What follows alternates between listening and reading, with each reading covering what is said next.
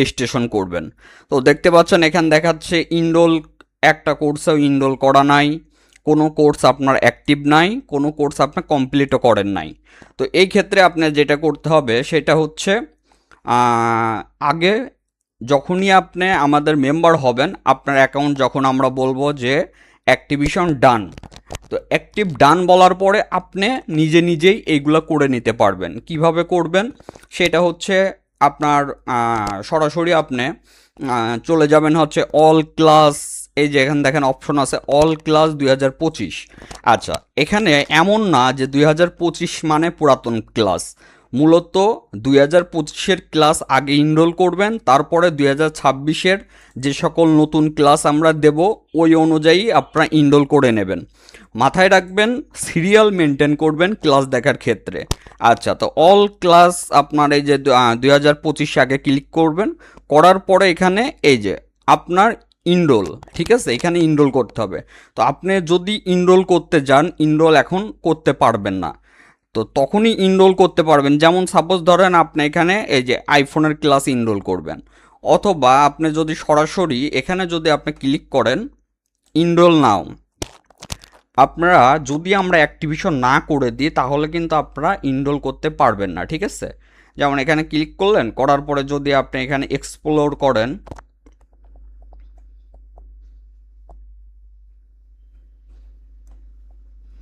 আচ্ছা এখানে এক্সপ্লোর করার পরে এখন যদি আপনি আইফোনের কোর্সে ক্লিক করেন,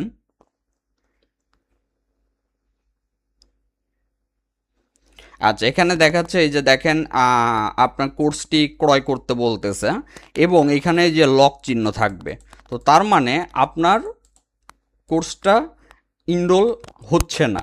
এখন যখনই আমরা অ্যাক্টিভেশন করে দেব, অনেকে আসলে এই বিষয়টা বুঝতে পারে না, এটা একটু ভালো করে বলবেন। আমরা যখন বলি যে আপনার অ্যাকাউন্ট অ্যাক্টিভ ডান, তারপরেও সে ইনরোল করে নিতে পারে না, বারবার বলে যে আমি ক্লাস দেখতে পারতেছি না।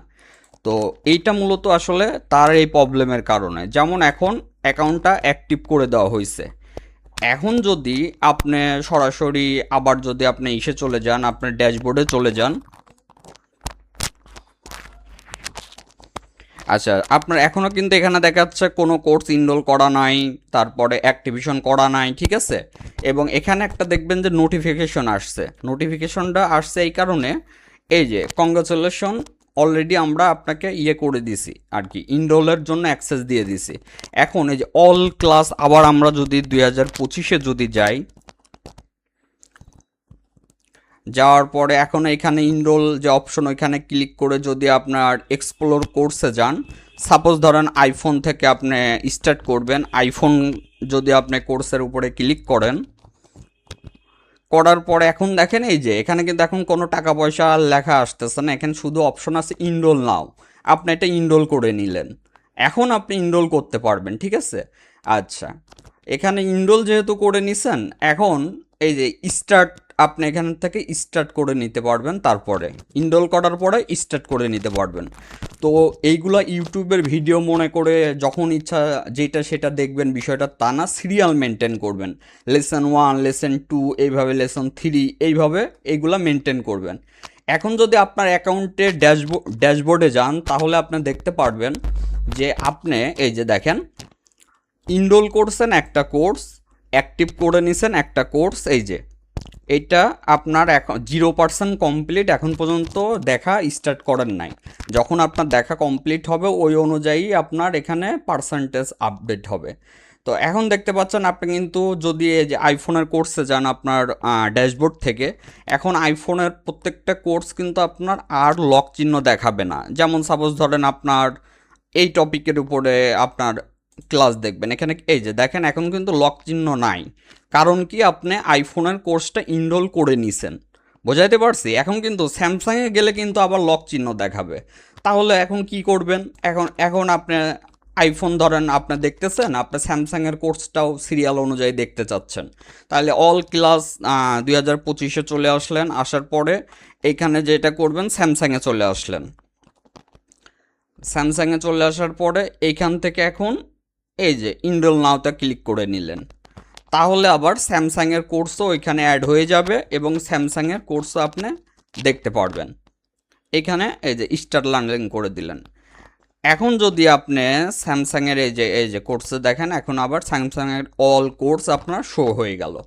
এখন আসেন 2026-এর অল কোর্সে যাই। যেমন 2026-এর আমরা হচ্ছে অলরেডি কোর্স পাবলিশ করে দিছি, সেটা এই যে ইনরোল নাও, এই যে ইনরোল নাওতে ক্লিক করবেন।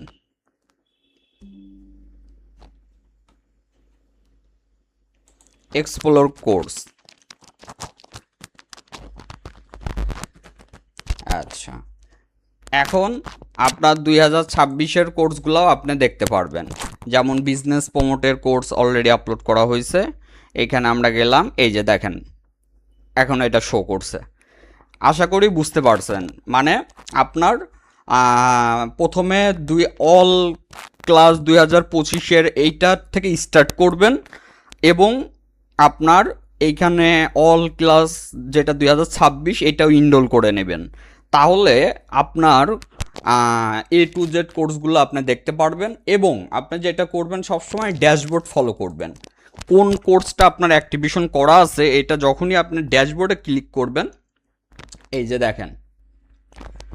আচ্ছা, তো এখন আসেন, ধরেন আপনি ক্লাস কিভাবে পরবর্তীতে দেখবেন। আপনি চলে আসবেন আপনার ব্রাউজারে gdsmember.com-এ চলে আসবেন। আসার পরে পরবর্তীতে আর রেজিস্ট্রেশন করা লাগবে না, আপনার অ্যাকাউন্টে যাবেন, যাওয়ার পরে আপনার এই লগইনে ক্লিক করবেন, লগইনে অথবা এই যে ড্যাশবোর্ডে ক্লিক করবেন।